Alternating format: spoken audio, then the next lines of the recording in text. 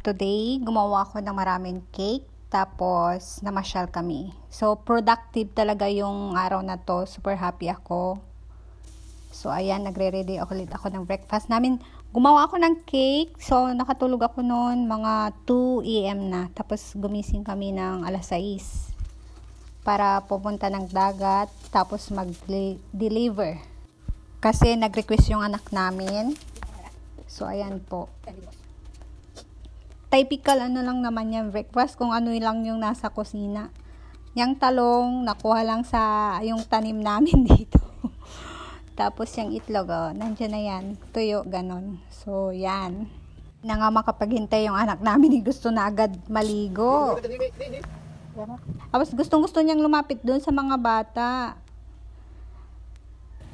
Tapos yan. Yung pingka, nabili namin lahat yan. Super fresh. Tsaka mura dyan kasi kakakuha lang nila tsaka direct.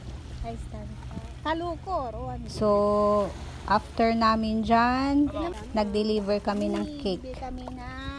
Maraming cake yun. So, pagkatapos namin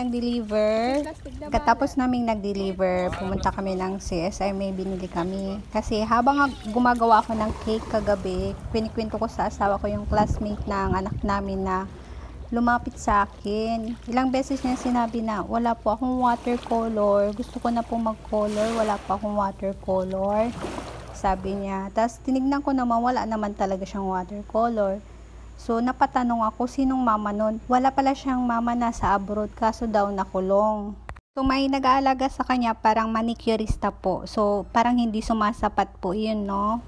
So, nung nakwento ko sa asawa ko na parang gusto kong bilhan, nag-agree siya agad. Sige, tingnan mo pa kung ano yung wala niyang gamit. So, parang natuwa ako kasi yung asawa ko biglang nagsabi na gano'n, sige, tingnan mo pa kung ano yung mga wala niyang gamit, sabi niya.